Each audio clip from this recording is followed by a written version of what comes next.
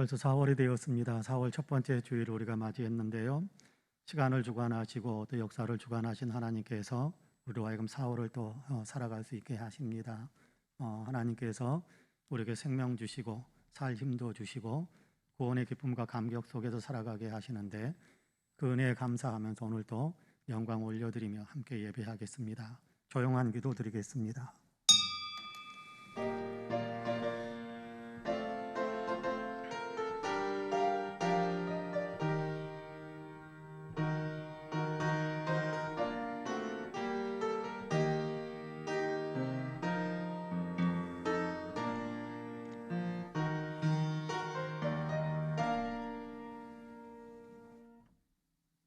형제들아, 우리가 예수의 피를 힘입어 성소에 들어갈 담력을 얻었나니 그 길은 우리를 위하여 휘장 가운데로 열어놓으신 새로운 살 길이요 휘장은 곧 그의 육체니라. 우리가 마음의 뿌림을 받아 악한 양심으로부터 벗어나고 몸은 맑은 물로 씻음을 받았으니 참 마음과 온전한 믿음으로 하나님께 나아가자. 사랑과 은혜가 풍성하신 하나님, 4월을 시작하게 하시고 사순절 기간 동안에 주님을 더 앙망하면서 주님의 은혜를 더 깊이 기억하면서 오늘도 거룩한 주일 예배로 하나님께 영광을 올려드릴 수 있게 하시니 참으로 감사합니다.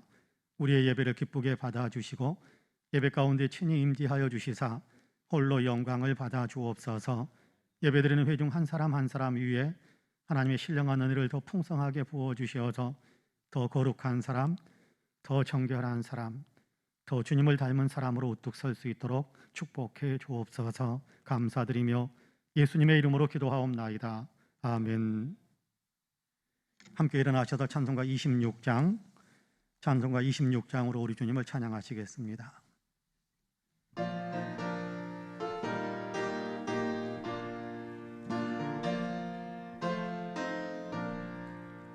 구세주를 아는 이들 찬송하고 찬송하세. 맘과 뜻과 힘 다하여 경배 드리세. 주를 알지 못한 이들 주같이 인도하사 그의 피로 구속하니 찬송 부르세. 약한 사람 도움받아 시험 중에 참게 되니 모든 죄를 이길 힘은 믿음뿐이라. 진리 되신 우리 주는 영원토록 변함없네. 성도들아 주를 믿어 길이 서기세. 아멘. 성시교독은 교동문 128번입니다. 교동문 128번입니다.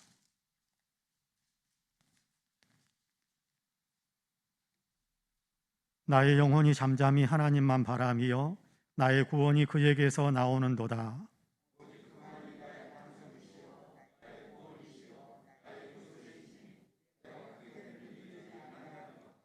넘어지는 담과 흔들리는 울타리 같이 사람을 죽이려고 너희가 일제히 공격하기를 언제까지 하려느냐.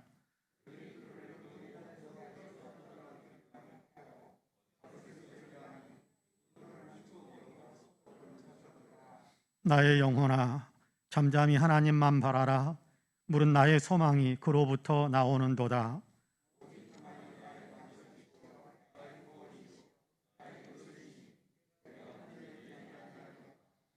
나의 구원과 영광이 하나님께 있음이요 내 힘의 반석과 피난처도 하나님께 있도다. 백성들아, 시시로 그를 의지하고 그의 앞에 마음을 토하라. 하나님은 우리의 피난처시로다. 아멘. 주보에 있는 고백과 간구의 기도를 함께 드리겠습니다. 함께 기도합니다. 자비와 긍휼이 풍성하신 하나님, 지치고 피곤한 인생들이 주님 앞에 섰습니다. 말씀도 없이 기도도 없이 혼자의 힘으로 거친 세파를 이길 수 있을 것처럼 전진해 가다가 넘어지고 쓰러진 삶의 흔적을 그대로 안고 주님 앞에 섰습니다. 마치 아버지를 떠났던 둘째 아들과 같은 모습으로, 영적으로 많이 무너진 모습으로 주님 앞에 섰습니다. 이 모습 이대로 받아주시고 불쌍히 여기시사 용서의 은혜로 품어주시옵소서. 예수 그리스도의 십자가 아래 불순종과 세속을 쫓았던 추한 욕망을 다 내려놓습니다. 보혈로 씻으시사 깨끗하게 해주시고 새롭게 하시는 성령의 은혜를 부어주시옵소서. 주님 안에 머무는 삶에 진정한 자유가 있고 주님을 따르는 길에 하나님 나라의 행복이 있음을 더 깊이 알도록 도와주시옵소서. 아멘. 개인의 고백과 간구를 하나님께 드립니다. 주님, 주님, 주님,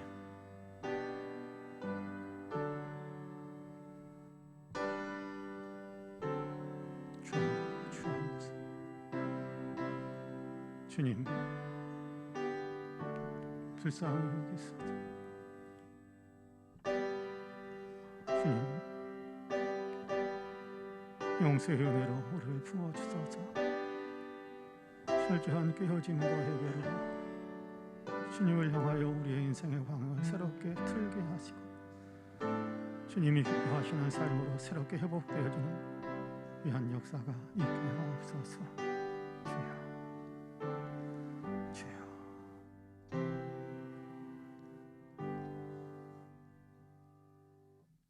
그가 찔림은 우리의 허물 때문이요 그가 상함은 우리의 죄악 때문이라.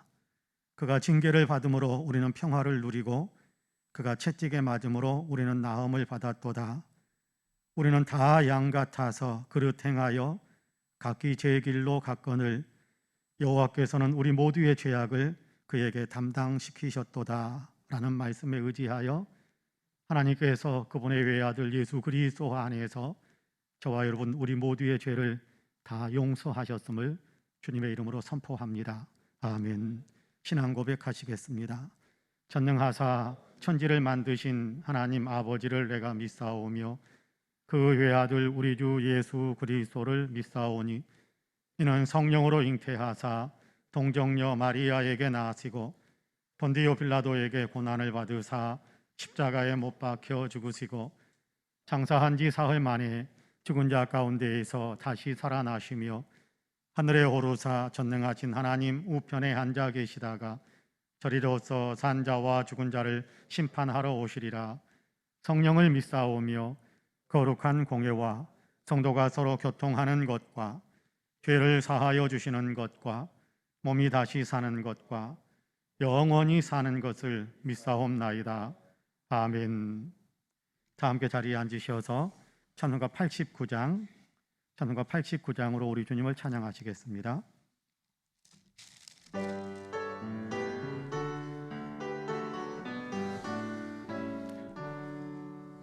샤론의 꽃 예수 나의 마음에 거룩하고 아름답게 피소서.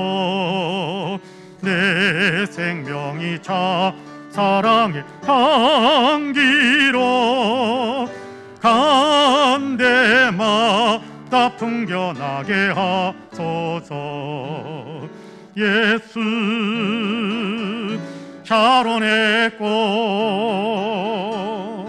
나의 마음의 사랑으로 피소서.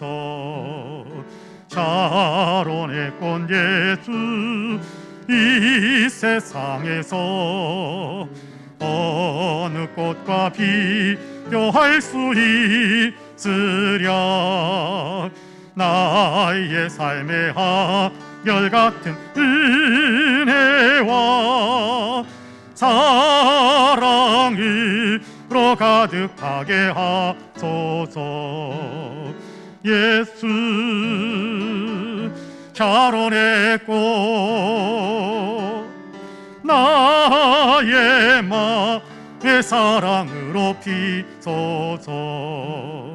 샤론의 꽃 예수 모든 질병을 한이 없는 듯 역으로 고치사 고통하며 그 심한 자에게 그 신비가 소망 내려주소서. 예수 샤론의 꽃 나의 마음의 사랑으로 피소서. 샤론의 꽃 예수 비리 피소서. 주의 영광이 땅 위에 가득해 천하 만민 주님 앞에 엎드려 경배하며 영광 돌릴 때까지. 예수 샤론의 꽃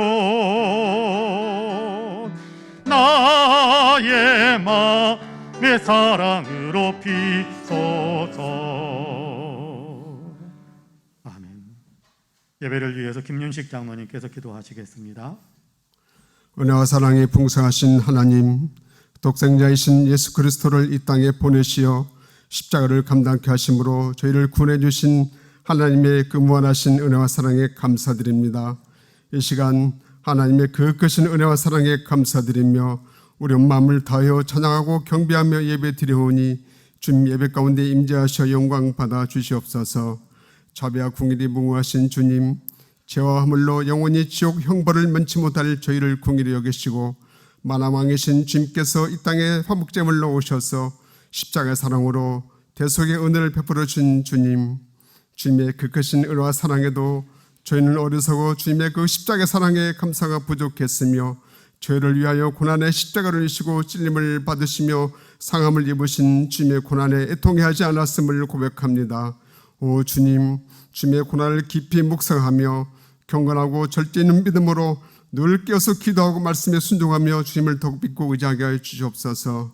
오늘 오신 주님, 죄인이었던 저희를 십자가 사랑으로 구원해 주신 주님, 주님의 은혜와 사랑에 감사드리며 우리 옛사람의 구습과 타성을 벗어버리고 오직 마음을 새롭게 함으로 변화를 받아 하나님의 선하시고 기뻐하시고 온전하신 뜻을 분별하며 주께서 기뻐하신 행함으로 하나님께 영광을 올려드리게 하여 주시옵소서. 자비로우신 주님께서는 저희를 위하여 십자가를 지시고 좁고 험한 고난의 길을 걸어가신 주님, 주께서 걸어가신 그 길은 구원의 길이요 생명의 길이기에 저희도 자기 십자가를 지고 주님을 따르는 자녀들이 되게 하여 주시옵소서.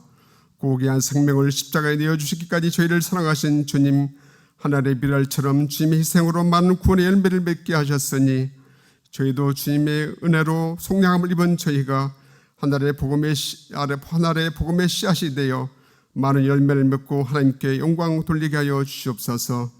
은혜와 사랑에 풍성하신 하나님, 유한한 우리 인생길을 가는 동안 송이꿀보다 더 달고 오면 하나님 말씀 의지하며 우리를 구원하시고 자녀 삼아 영원한 생명을 허락하신 하나님께 감사드리며 우리 인생길 가는 동안 할렐루야 찬송하며 하나님의 성호를 높이고 영광 돌리는 우리 삶이 되게 하여 주시옵소서.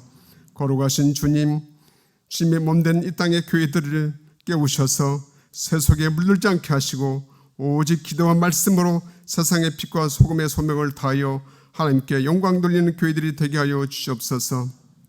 자비로우신 주님, 어지러운 세상에 사탄 마귀가 우는 사자와 같이 삼킬 자를 찾고 있는 이때 저희들이 깨어있는 굳건한 믿음으로 사탄 마귀 물리치고 오직 세상 우주 만물을 창조하시고 운행하시는 하나님을 믿고 의지하며 승리하게 하여 주시옵소서.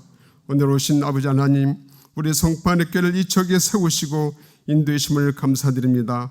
주님 바라옵기는 우리 성판의 꾀를 더 풍부하고 성장케 하셔서 하나님의 뜻을 이 땅 이루기 위하여 우리 교회가 귀하게 쓰임받게 하여 주시옵소서. 주님, 이제 저희가 코로나로부터 자유함으로 예배 뜨거운 열정으로 이 공동체 안에 속한 지체들이 다 함께 뜨겁게 기도하고 찬양하며 예배드림으로 하나님께 영광 돌리게 하여 주시옵소서. 이 시간 하나님 말씀을 증거하실 우리 사주의 사대 목사님 성령의 권능으로 붙들어 주시고 영과 육을 강건함으로 축복하여 주시옵소서. 오늘 증가하신 하나님의 말씀으로 영적으로 가난한 자가 부유케 되는 생명의 말씀이 되게 하여 주시옵소서. 유정민 부목사님 사명 감당하며 부족함이 없도록 늘 성령으로 충만케 하여 주옵시기를 간절히 바라오며 우리를 구원하신 예수님 이름으로 기도드리옵나이다. 아멘.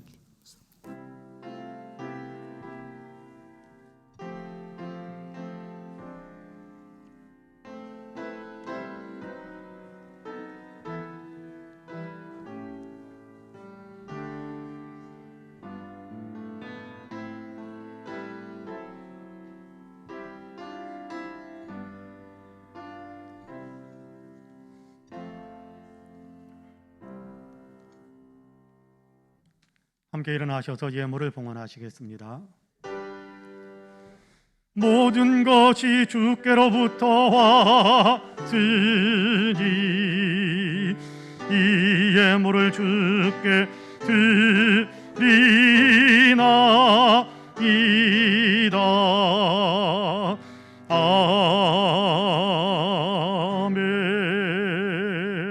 아멘. 은혜로우신 하나님, 우리의 삶에 말할 수 없는 큰 은혜와 사랑과 축복들을 부어주셔서 참으로 감사합니다. 예배하는 이 시간 받은 은혜와 사랑과 축복들을 기억하며 하나님께서 우리로 하여금 세상을 살아갈 때 사용할 수 있도록 허락해 주신 물질들 가운데 거룩하게 구별하여 이 시간 주님께 예물로 봉헌합니다.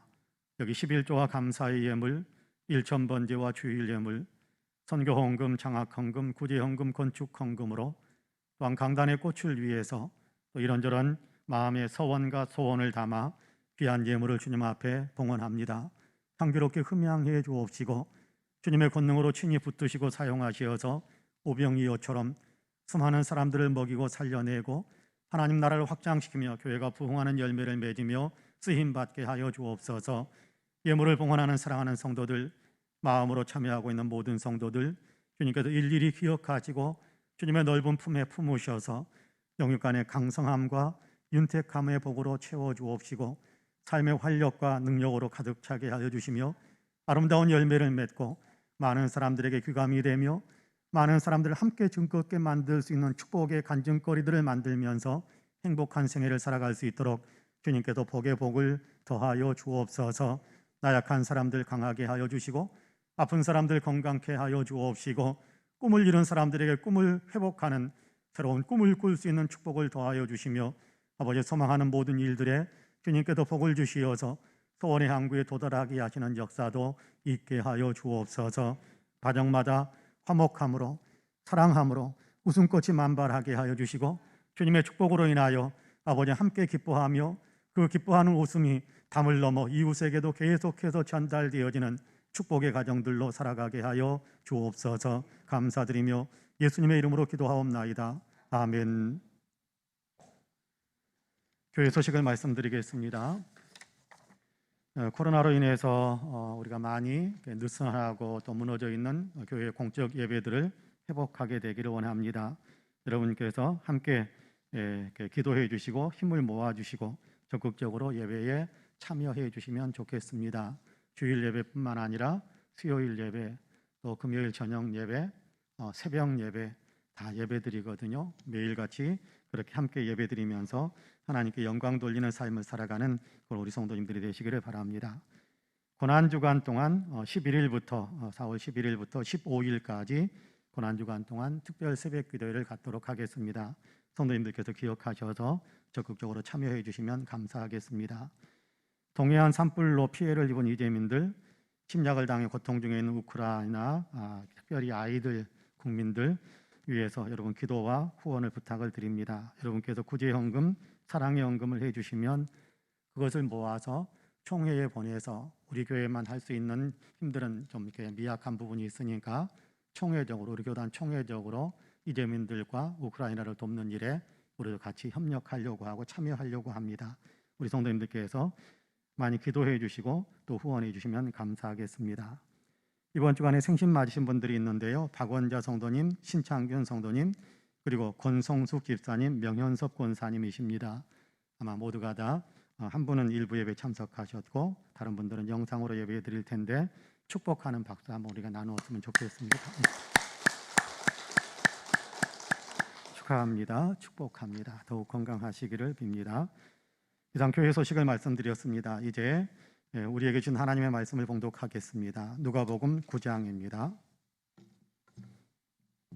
누가복음 9장 21절에서 27절까지의 말씀입니다.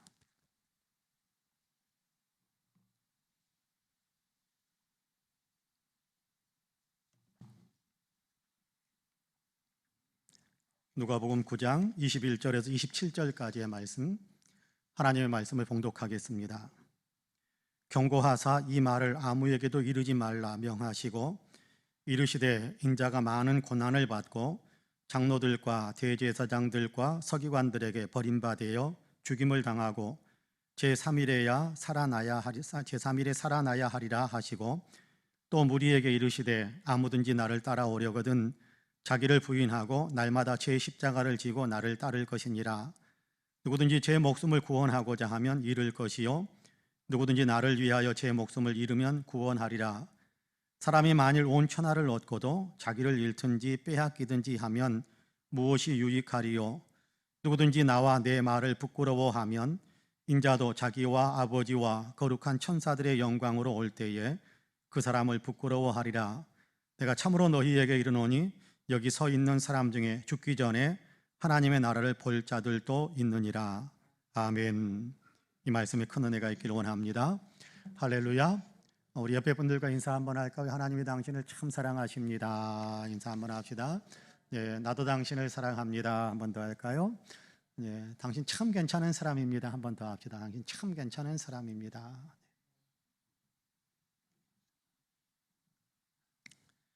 아주 오래전 일입니다. 어느 빵집에 한 청년이 매일 와서 아주 저렴한 식빵을 하나씩 사가지고 갔답니다. 빵가게 주인이 보기에 그 청년은 건강이 좋지 못해 보였는지 얼굴이 좀 창백하게 보였고 항상 저렴한 식빵만 사가는 것을 보면서 청년이 참 가난한가 보다 그런 생각을 많이 했습니다. 허약해 보이는 청년이 영양가 없는 저렴한 식빵만 사 먹는 것이 치근한 마음이 아마 들었던가 봐요. 그래서 주인은 어느 날 식빵을 만들면서 특별히 하나에다가는 일부러 버터를 좀 듬뿍 넣었고 식빵을 주문하는 청년에게 그 식빵을 내주었습니다. 근데 바로 그날 저녁 청년이 다시 빵가게를 찾아왔습니다. 가게에 들어서자마자 주인에게 이게 어떻게 된 일이냐면서 불같이 화를 내다가 마침내는 좌절한 듯이 땅바닥에 주저앉아서 엉엉 눈물을 흘리고 말았습니다. 사연인즉 그는 도시 설계 전에 응모하기 위한 설계도를 그리면서 도면을 수정할 때마다 지우개로 사용하기 위해서 날마다 식빵을 사갔던 거라고 합니다. 이제 그 설계도를 마무리하고 있는 마지막 단계인데 오전에 사갔던 빵을 떼어서 설계도를 문지르는 순간 빵에 섞여있던 버터 때문에 설계도를 다 망쳤다는 것입니다. 빵가게 주인은 정말 순수한 사랑으로 그 청년을 도와주고 싶어서 한 일이었는데 결과적으로는 청년에게 엄청난 손해만 끼치고 만 것입니다. 오해로 인해서 만들어진 그런 참극이다라는 생각을 해봅니다. 예수님의 제자들도 예수님에 대해서 이렇게 오해를 했던가 봅니다. 본문 앞에 말씀을 보면 오늘 우리가 9장 21절부터 읽었는데 앞으로 쭉 올라가서 10절 이하부터 읽어보면 오병이어의 기적 사건이 있은 후 예수님은 제자들에게 조용히 묻습니다. 너희는 나를 누구라고 하느냐? 그래서 제자들은 하나님의 그리스도시라고 생각합니다 라고 대답을 합니다. 하나님의 그리스도, 다시 말하자면 하나님이 보내주신 메시아, 하나님께서 우리를 구원하시도록 우리의 구원자로 보내주신 분이다 라고 대답을 한 겁니다. 이에 예수님은 그리스도로서 자신이 이제 많은 고난을 받게 될 것이고 심지어는 버림을 받고 심지어는 죽임을 당하기도 할 것이다. 하지만 죽은 지 사흘 만에 다시 살아나게 될 것이다 라는 말씀을 들려주기 시작합니다. 같은 사건을 기록하고 있는 마태복음 16장 그리고 같은 사건을 또 마가복음 8장에서도 똑같이 기록하고 있는데 누가복음과 달리 마태복음 16장이나 마가복음 8장은 좀 더 자세한 기록을 들려주는데 예수님의 이 말씀을 들은 제자들은 그러면 안 된다고, 어떻게 고난을 당하고 죽는다고 이야기하느냐고, 그럴 수 없다라고 아우성을 칩니다. 심지어는 베드로가 나서서 예수님께 항변했다고 합니다. 항변했다라고 우리말로는 번역이 되어져 있습니다만은 좀 그 원문의 의미를 조금 더 살펴서 그 원문의 의미를 좀 자세히 살펴보면 야단쳤다, 책망했다 그런 얘기거든요. 그런 말 하지 말라고, 어디서 그런 얘기 하느냐고 아마 예수님께 그렇게 대들었던 것 같습니다. 왜 그랬을까요? 방금 예수님을 그리스도라고 고백했으면서 이제 그리스도로서 예수님은 고난과 죽음의 길을 가게 될 것이다 라고 말씀을 하는데, 제자들은 왜 그렇게 항변하고 예수님을 마치 책망하듯이 나무라듯이 예수님께 대들곤 했을까요? 오해 때문이었습니다. 제자들은 예수님이 그리스도 구원의 주님이시기 때문에 정치적이고 또 군사적인 강력한 힘을 발휘하는 왕이 되어줄 것이다 라는 그런 기대를 가지고 있었던 겁니다. 경제적으로 오병이어 기적을 일으킨 것처럼 이제는 먹고 사는 건 문제없이 만들어주고 사회 전반적인 그렇게 왕으로서 등극해서 모든 곳을 다 통치하게 될 것이다 라는 그런 생각을 하고 있었던 거지요. 예수님은 고난과 죽음, 부활을 통해서 온 세상을 구원하시는 그리스도가 될 것이다 라는 사실을 밝히셨음에도 불구하고 제자들은 여전히 예수님을 이스라엘의 왕이 되어 다른 나라들, 우리를 통치하고 있는 노마도 물리치고 도리어 노마를 이제는 공격해서 노마를 짓밟고 노마를 지배하면서 군림하실 그런 왕으로서 그리스도의 역할을 감당하실 것이다 라는 그런 오해하는 그런 마음을 품고 있었던 겁니다. 그러므로 예수님이 고난당하셔도 안 되고 예수님은 십자가의 길을 가셔도 안 된다라고 막아섰던 겁니다. 이들의 오해가 물론 그렇게 될 일은 없겠습니다만, 그럼에도 이들의 오해가 자칫 온 세상을 구원하시려는 주님의 구원 역사를 가로막아버릴 뻔했던 겁니다. 주님은 영원한 생명을 위한 그리스도로 오셨는데 제자들은 세상에서 부귀영화를 누리게 해줄 그리스도로 오해했던 겁니다. 근데 어쩌면 우리도 이런 오해에 빠져 있는 것은 아닐까 그런 생각이 종종 들 때가 있습니다. 우리도 자칫 이런 오해를 할 수 있겠다라는 생각을 해봅니다. 예수 믿으니까 이제 내 마음대로 다 될 것이다. 예수 믿으니까 이제 나는 부귀영화를 누리게 될 것이다. 마음껏 누리게 될 것이다 라는 그런 기대감으로 예수님을 바라보고 있을 수도 있을 것이라는 겁니다. 물론 예수님은 그렇게 하실 수 있는 충분한 능력을 가지고 계신 분입니다.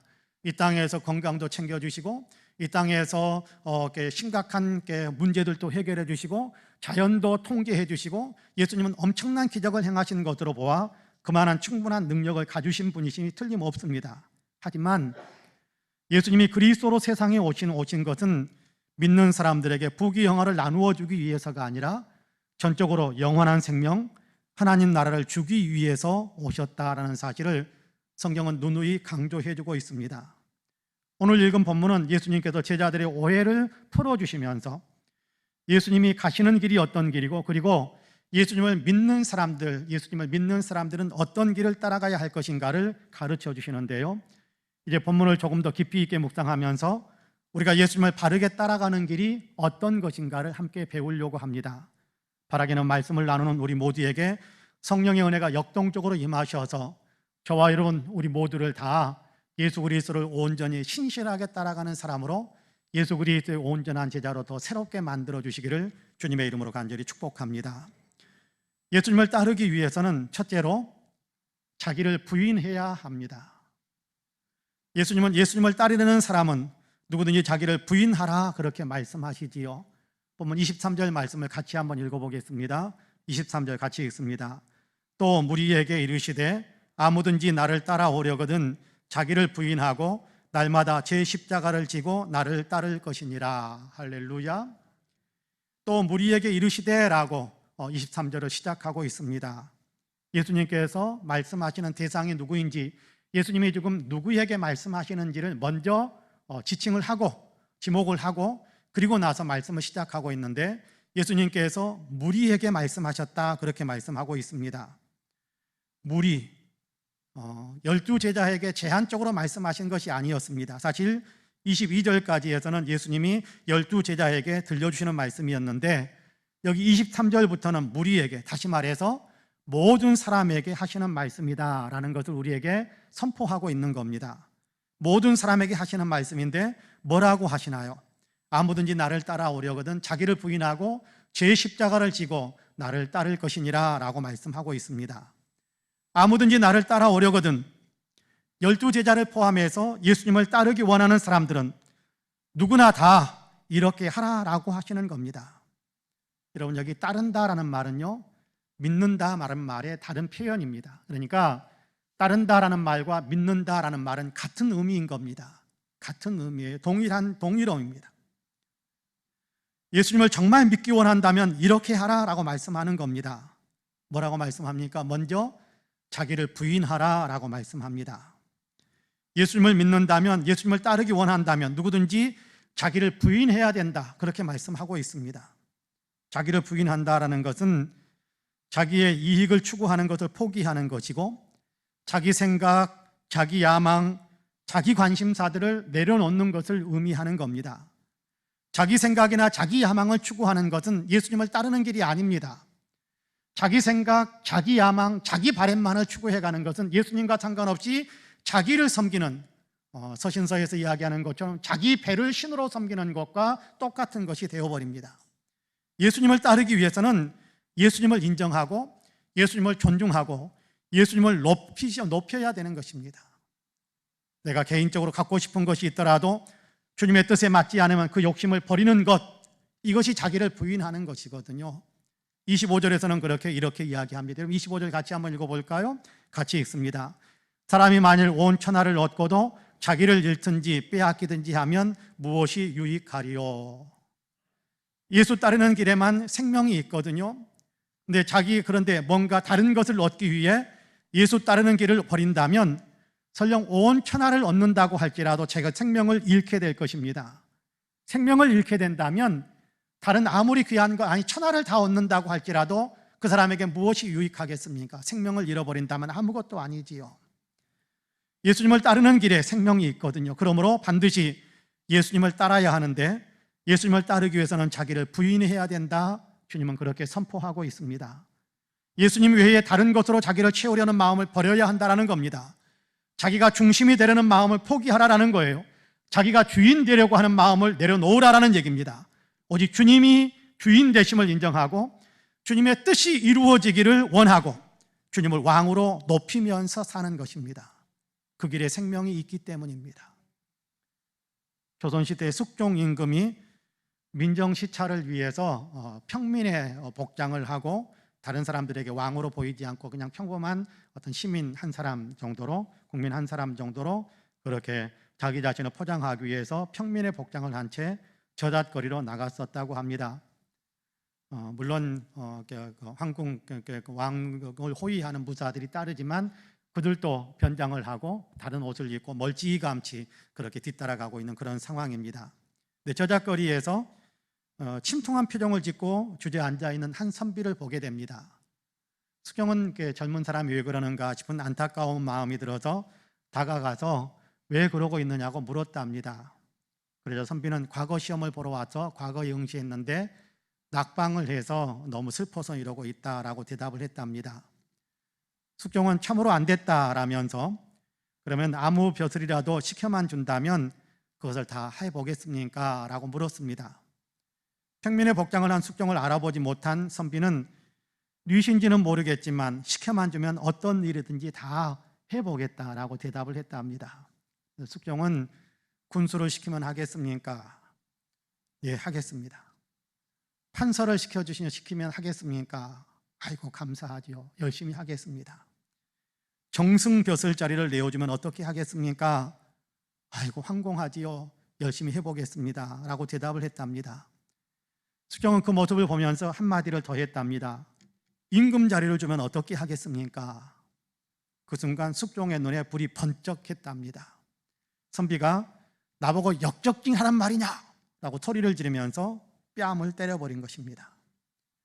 순간 숙종의 무감들이 선비를 붙잡고 요조를 내려고 하는 찰나에 숙종이 나서서 말을 합니다. 아니다. 저 사람이야말로 진정한 충신이다 라면서 그 선비에게 벼슬길을 열어주었다고 합니다. 선비는 자기를 부인하는 사람이었습니다.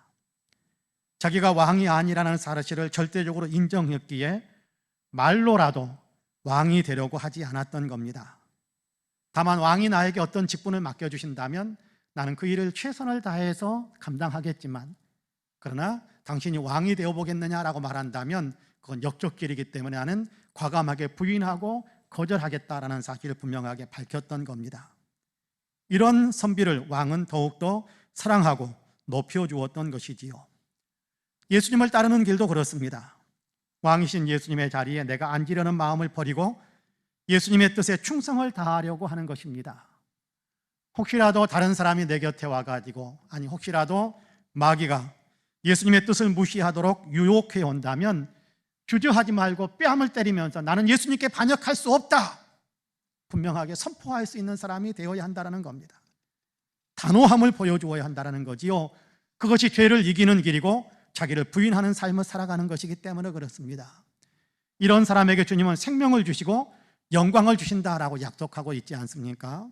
바라기는 저와 여러분 우리 모두는 진실로 예수님을 따르기 위해 자기를 부인하는 삶을 살아가시기를 주님의 이름으로 간절히 축복합니다. 예수님을 따르려면 둘째로 날마다 자기 십자가를 져야 합니다. 본문 23절 말씀을 다시 한번 같이 읽어볼까요? 23절 같이 읽습니다. 또 무리에게 이르시되 아무든지 나를 따라오려거든 자기를 부인하고 날마다 제 십자가를 지고 나를 따를 것이니라. 할렐루야. 무리에게 하시는 말씀입니다. 특별한 사역자들에게만 이야기하는 것이 아니라 예수님을 믿겠다고 하는 사람, 예수님을 따르겠다고 하는 모든 사람들을 향해서 하시는 말씀입니다. 예수님을 따르기 원한다면, 정말 예수님을 믿기 원한다면, 정말 예수님을 믿으려면 자기를 부인하라, 그렇게 말씀하시지요. 그리고 곧바로 이어서 하시는 말씀이 제 십자가를 져야 한다, 그렇게 말씀하는 겁니다. 예수님을 따르려면 날마다 자기 십자가를 져야 한다, 그렇게 말씀하세요. 예수님도 십자가를 지셨잖아요. 십자가를 지신 예수님은 예수님을 따르려면 날마다 그 사람도 자기 십자가를 져야 한다, 그렇게 말씀하고 있는 겁니다. 십자가를 진다라는 것이 뭡니까? 십자가를 진다라는 것은 죽음의 자리에 이르는 것입니다. 죽는 것이지요.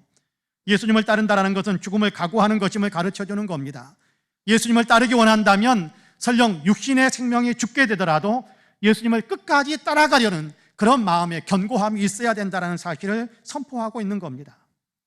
그런데요, 여기 날마다 제 십자가를 지라라고 말씀하시는 것을 우리가 보게 되는데요, 날마다 자기 십자가를 지라, 날마다 죽으라는 말씀 아닙니까?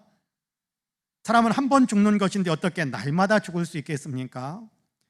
사도 바울은 날마다 십자가를 지라라는 말씀에 대해 두 가지로 적용해서 자기가 고백하는 내용을 성경을 통해서 볼 수 있습니다. 하나는 육체 중심의 삶에서 죽는다라는 겁니다. 갈라디아서 5장 24절에서는 이렇게 말씀하거든요. 그리스도 예수의 사람들은 육체와 함께 그 정욕과 탐심을 십자가에 못 박았느니라, 그렇게 말씀합니다.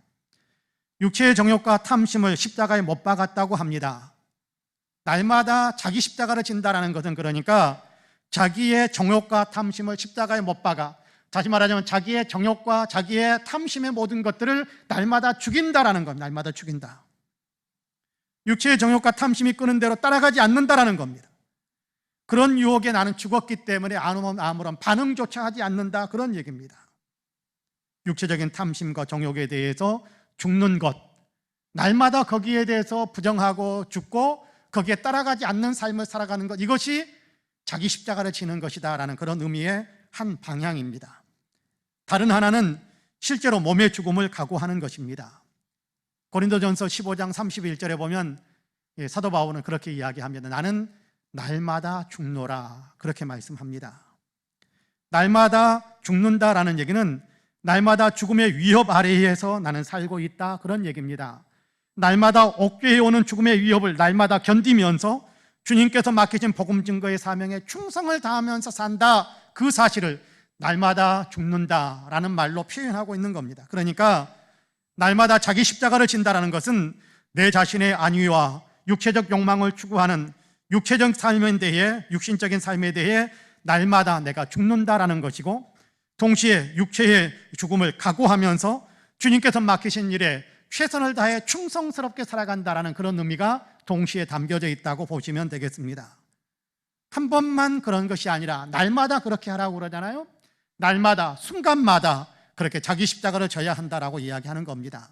이런 사람에게 주님은 구원의 복을 주신다라고 선포하고 있습니다. 이런 본문 24절을 같이 한번 읽어볼까요? 24절 같이 읽습니다. 시작. 누구든지 제 목숨을 구원하고자 하면 잃을 것이요 누구든지 나를 위하여 제 목숨을 잃으면 구원하리라. 할렐루야. 자기 십자가를 거부하는 사람은 자기의 생명을 잃게 될 것이지만 자기 십자가를 지는 사람은 구원의 생명을 누리게 된다는 겁니다. 그러니까 자기 십자가를 지라라는 주님의 말씀은 구원의 은혜를 받으라라는 그런 의미이기도 한 겁니다. 자기 십자가를 지라라는 얘기는 구원의 은혜를 받으라라는 주님의 초청의 말씀이기도 한 겁니다. 조셉 티손 목사님이 영국 옥스퍼드 대학에서 신학 공부를 마치고 고국인 루마니아로 돌아가려고 할 때 그 옆에서 같이 공부를 하던 친구들이 루마니아로 돌아가지 말라라고 강력하게 권유를 했습니다. 막았습니다. 당시 루마니아는 공산 정권이 들어서서 수많은 기독교 지도자들을 죽이고 있었기 때문입니다. 티손 목사님은 그럼에도 어려움에 처한 고국으로 들어가는 것이 하나님의 뜻이라고 확신을 했고 순교를 각오하며 고국 루마니아로 들어갔습니다. 예상대로 그는 얼마 지나지 않아서 곧바로 체포가 되었고 많은 고문을 받았습니다. 고문하던 공산당 관리가 티손 목사님에게 복음을 계속 전하면 죽이겠다라고 위협을 했지만 목사님은 이렇게 대답을 했습니다. 당신이 가진 무기는 죽이는 것이지만 내가 가지는 무기는 죽어 순교하는 것입니다.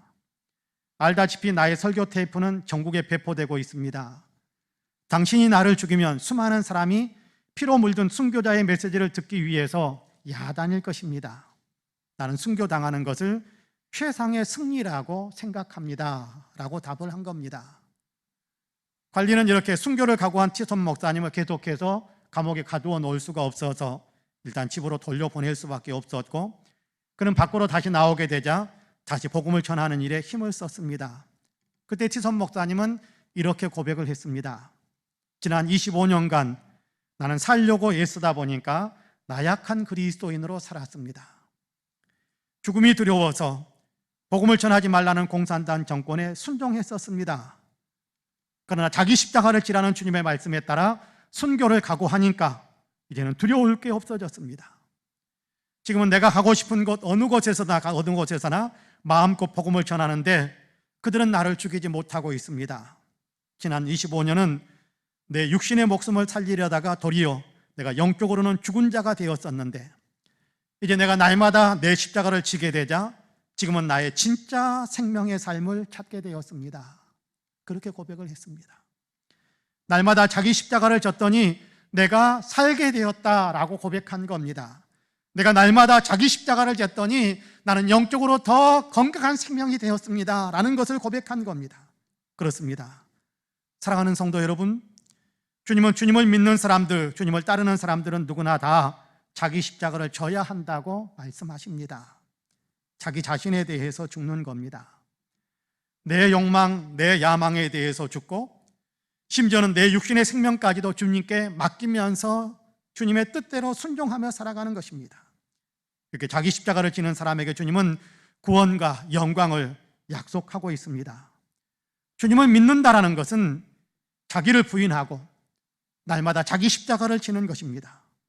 예수님이 우리를 위해 십자가를 지신 것처럼 우리도 예수님을 위해 예수님께서 내게 맡기신 십자가를 지는 것이지요. 바라기는 저와 여러분 우리 모두는 진실로 자기를 부인하고 날마다 자기 십자가를 지는 삶을 살아갈 수 있게 되기를 주님의 이름으로 간절히 축복합니다. 마지막으로 예수님을 따라가야 합니다. 예수님을 따라가야 한다 그렇게 말씀하지요. 예수님을 따르는 사람이라면, 예수님을 믿는 사람이라면 누구든지 자기를 부인하고 자기 십자가를 지라라고 말씀하시고 더 나아가 나를 따라와야 한다 그렇게 말씀합니다. 23절 말씀을 여러분 다시 한번 같이 읽어볼까요? 23절 같이 읽습니다. 시작. 또 무리에게 이르시되 아무든지 나를 따라오려거든 자기를 부인하고 날마다 제 십자가를 지고 나를 따를 것이니라. 할렐루야. 무리에게 하시는 말씀입니다. 제자들에게만 하시는 말씀이 아니고 12제자에게만 말씀하시는 것이 아니고 예수님을 믿기 원하는 사람, 예수님을 믿는다고 하는 사람, 예수님을 믿는 모든 사람들, 믿음의 모든 사람들을 향해서 하시는 말씀입니다. 뭐라고 말씀합니까? 아무든지 나를 따라오려거든 자기를 부인하고 제 십자가를 지고 나를 따를 것이니라 그렇게 말씀하세요. 예수님을 따르려는 사람, 예수님을 믿기 원하는 사람이라면 누구든지 자기를 부인하고 날마다 자기 십자가를 지라고 하십니다. 나아가 예수님은 이렇게 자기를 부인하고 날마다 자기 십자가를 지라고 말씀하시면서 계속해서 나를 따라와라, 나를 따라와라 라고 말씀하기도 합니다. 나를 따라오려거든 나를 따를 것이니라 그렇게 말씀하시니까 조금은 이상하게 들릴 것 같기도 합니다. 따르려면 따르라 그렇게 되어 있기 때문입니다. 우리말에서는 여기 따르려면 이라는 말과 따르라라는 말이 동일하게 들릴 수도 있겠습니다만은 헬라어 원문을 봤더니 동일한 단어를 사용하지 않았습니다. 앞에 있는 나를 따르려거든 이라는 말은 내 뒤로 오기를 원한다면 이라는 그런 의미가 있습니다. 예수님 뒤, 예수님 편, 예수님과 함께 하려면 이라는 그런 의미입니다. 시간과 장소를 나타내는 부사 하나가 있고 사용되는 동사도 전혀 다르고, 그래서 나와 함께 있기를 원한다면, 내가 서 있는 곳에 같이 있기를 원한다면, 내가 머무는 곳에 같이 머물기를 원한다면, 내가 도착한 곳에 같이 도착하기를 원한다면, 내가 가는 곳에 너희도 같이 가기를 원한다면, 그런 의미가 나를 따르려면 이라는 그 말 속에 포함되어져 있는 겁니다. 그런 사람은 어떻게 하라고 그럽니까? 나를 따라오너라. 그렇잖아요. 예수님과 같은 곳에 도달하기를 원한다면 예수님이 가는 길에 같이 따라가야만 같은 곳에 도달하는 것 아니겠습니까? 예수님이 가시는 곳에 같이 가기를 원한다면 예수님을 따라가야 가시는 곳에 같이 가는 것 아니겠습니까? 그래서 나와 같이 있기를 원한다면, 나와 같은 곳에 머물기를 원한다면, 내가 도착하는 곳에 같이 도착하기를 원한다면 나를 계속해서 따라와야 할 것이다 그렇게 말씀하는 겁니다.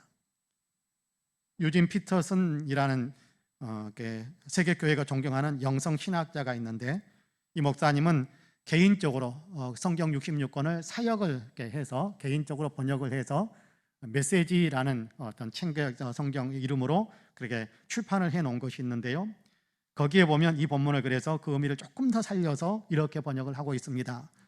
누구든지 나와 함께 가려면 내가 가는 길을 따라야 한다 그렇게 번역하고 있습니다. 좀 더 우리가 가진 성경보다 의미를 더 잘 살렸다고 생각을 합니다. 그렇습니다. 예수님과 함께 하기를 원한다면 예수님이 가시는 길을 따라가야 합니다. 동행해야 한다는 거지요. 쫓아가야 한다는 거지요. 그냥 뒤에 어슬렁어슬렁 그냥 따라가는 그런 것을 이야기하는 것이 아닙니다. 예수님과 같은 마음을 품고 예수님과 같은 비전을 바라보고 예수님의 삶의 모습을 보고 배워가면서 예수님을 따라간다, 예수님과 동행한다, 그런 얘기입니다. 그래서 아모스 3장 3절에서는 그래서 동행하는 것에 대해서는 그런 얘기를 들려주지요. 두 사람이 뜻이 같지 않은데 어찌 동행하겠으며 그렇게 이야기합니다. 무슨 얘기입니까? 뜻이 같아야 동행할 수 있다, 같은 뜻을 품어야 동행할 수 있다는 겁니다. 그러니까 예수님과 동행하기 위해서는 예수님과 같은 뜻을 품어야 된다. 예수님의 뜻에 내 뜻을 맞춰야 되고, 예수님의 생각에 내 생각을 맞춰야 되고, 예수님의 계획에 내 계획을 맞춰야 된다, 그런 얘기입니다. 예수님의 뜻에 자신의 뜻을 맞추는 거지요. 내 자신의 생각이나 내 자신의 판단에 따르는 것이 아니라 주님의 뜻과 주님의 판단에 나를 맞추는 겁니다. 그래야 주님을 따라갈 수 있는 겁니다. 주님의 뜻에 맞추어 주님이 바라보는 곳을 같이 바라보아야 주님이 가시는 곳으로 같이 갈 수 있습니다. 주님이 도착하신 곳에 같이 도달할 수 있게 되는 겁니다. 주님께 나를 맞추는 거죠. 그것이 따라가는 것입니다. 독일의 신학자 헬무트 틸리케 목사님은 2차 대전 때 독일에서 사역하셨던 목사님입니다. 나치 치하에서 어느 날 낮 시간에 몇 명의 사람들과 함께 교회에서 성경 공부 모임을 하고 있었는데, 교회 옆으로 난 도로를 통해서 독일 군인들이 이동하는 요란한 소리가 들려왔습니다. 틸리케 목사님은 잠시 성경 공부하던 것을 멈추고 창가로 다가가서 독일 군들이 군복을 입고 젊은이들이 행진해가는 그런 모습을, 당당하게 전진 행진해가는 그런 모습을 바라봅니다. 그 순간 틸리케 목사님의 마음 한구석에서 매우 절망적이고 정말 어두운 그런 생각 하나가 떠올랐습니다. 아, 나는 도대체 무엇인가? 이 역사는 지금 저 젊은이들을 마음대로 조종하고 있는 히틀러가 다 좌우하고 있는 것 아닌가? 히틀러는 저 막강한 군대의 힘으로 세계를 정복하겠다고 전쟁을 일으키고 있는데, 지금 장애인 나이 많은 몇 사람을 앉혀놓고 나는 지금 무엇을 하고 있는가? 이 일에 도대체 무슨 의미가 있는가? 라는 회의감이 자기 안에 밀려드는 것을 느꼈습니다. 순간 성경 공부가 뭐고 다 그만둬버리고 싶었습니다. 그때 틸리케 목사님의 뇌리를 스치는 주님의 말씀이 들려왔습니다. 하늘과 땅의 모든 권세를 내게 주셨으니 너희는 가서 모든 사람에게 가르치고 너희가 가르칠 때 보라 내가 세상 끝날까지 너희와 항상 함께 있을 것이다 라는 주님의 마태복음 28장의 말씀이 자기의 뇌리를 스치며 지나갑니다.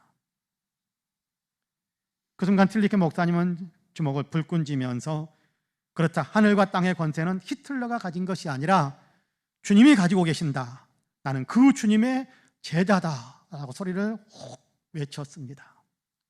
그리고 보잘것없어 보였던 그 사람들이 기다리고 있는 성경 공부 모임에 다시 다가가서 그들에게 확신을 가지고 주님께서 분부하신 대로 그들이 배우고 순종해 갈 수 있도록 주님의 말씀을 계속해서 가르쳤다고 합니다.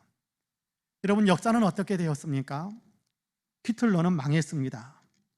그러나 주님의 복음은 지금 그 영향력을 온 세상에 더해가고 있습니다. 세상이 비록 커 보이고 주님이 맡기신 사명은 작아 보일 수도 있을 것입니다. 그러나 그럼에도 불구하고 세상을 따라가지 않고 주님을 따라가는 겁니다. 주님이 보여주시는 목표를 같이 바라보고 주님이 가르쳐 주신 삶을 같이 살아가는 것입니다. 주님처럼 살아가는 것이지요. 분명한 것은 마침내는 주님의 뜻이 이루어지고 주님이 영광을 받으시게 된다라는 사실입니다. 26절에서는 그래서 이렇게 말씀합니다.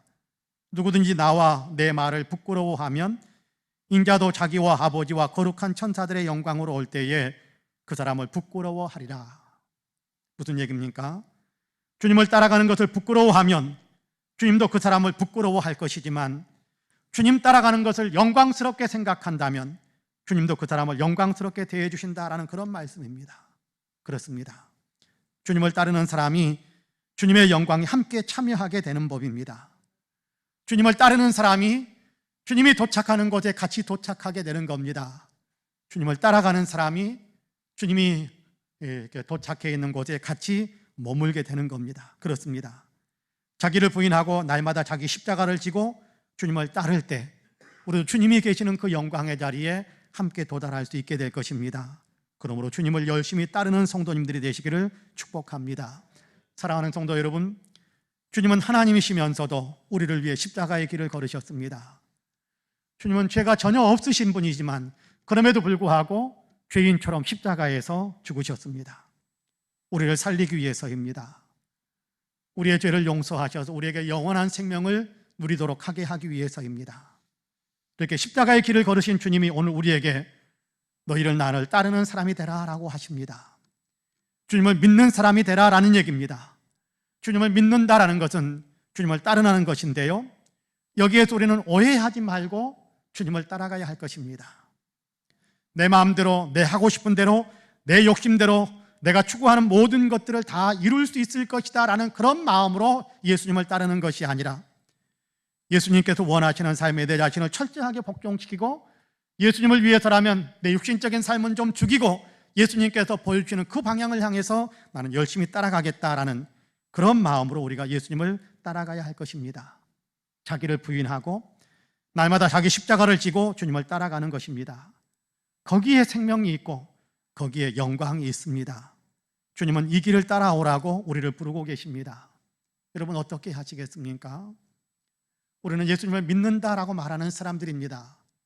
정말 예수님을 믿는다면 예수님을 우리는 따라가야 하는데, 예수님은 나를 따르는 사람은 자기를 부인하고 자기 십자가를 지고 나를 따를 것이니라 라고 말씀합니다. 사순절을 보내고 있는데요, 우리가 제대로 된 믿음의 삶을 살고 있는지 스스로 점검해 볼 필요가 있을 것 같습니다. 나는 나를 부인하고 있나요? 나는 내게 맡겨진 십자가를 지려고 하는가요? 나는 정말 예수님을 바라보고 예수님을 따라가기 위한 발버둥을 치고 있는지 가만히 생각해 봅시다.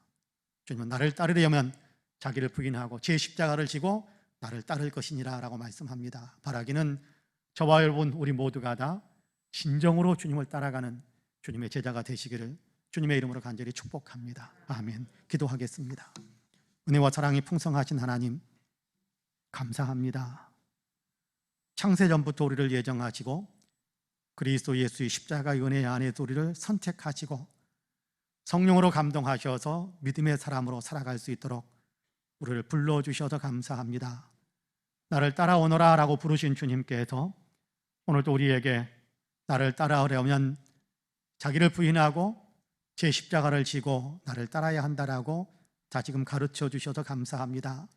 이것이 믿음의 길인데 우리는 때로 내 자신을 변화시키지 않고 주님을 변화시켜 내 자신의 욕망을 채우려고 할 때가 참 많습니다.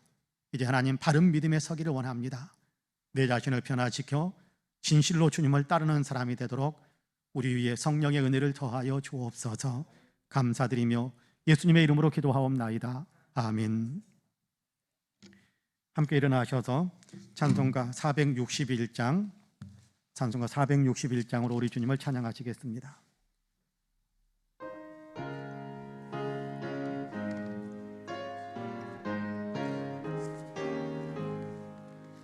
십자가를 질 수 있나 주가 물어보실 때 죽기까지 따르오리 성도 대답하였다. 우리의 심령 주의 것이니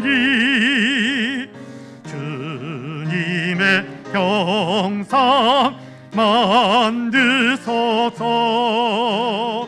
주의 너 따라 살아갈 동안 사랑과 충성을 바치오리다. 너는 기억하고 있나 구원받은 강도를 그가 회개하였을 때 낙원 허락받았다. 우리의 심령 주의 것이니 주님의 형상 만드소서.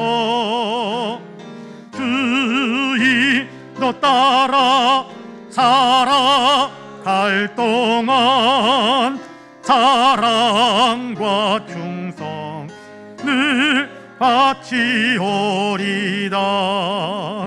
걱정 근심 어두운 그늘 너를 둘러 덮을 때 주께 내 영 맡기겠나 최후 승리 믿으며 우리의 심령 주의 것이니 주님의 형상 만드소서.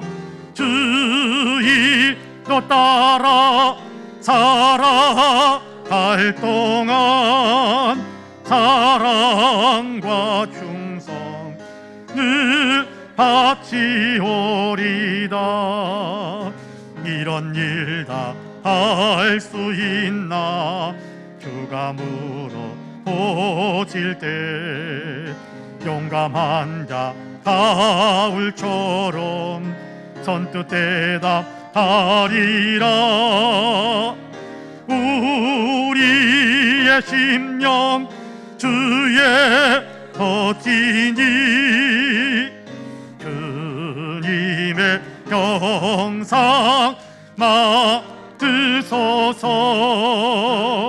주인도 따라 살아갈 동안 사랑과 충성을 바치오리다. 아멘. 우리 구주 예수 그리스도의 은혜와 아버지 하나님의 놀라우신 사랑과 성령님의 감동 감화 충만케 역사하심이 주일을 구별하여 거룩하게 예배로 하나님께 영광을 올려드리며 우리에게 들려주는 말씀에 따라 마음을 새롭게 하고 있는 우리 사랑하는 모든 성도님들과 가정과 가족들, 행하시는 일들과 간절한 기도의 소망들 위에 아름다운 신앙 공동체 우리 송파은혜교회 위에 특별히 외국에 있고 군문에 있고 출타 중이거나 병상에 누워있는 사랑하는 형제 자매들, 우리 명예 목사님이신 서달스 목사님, 이 나라 이 민족 전쟁과 코로나로 아픔을 겪고 있는 지구촌에 사랑하는 모든 형제 자매들 위해 이제로부터 영원토록 함께 하시기를 간절히 축원하옵나이다. 아멘.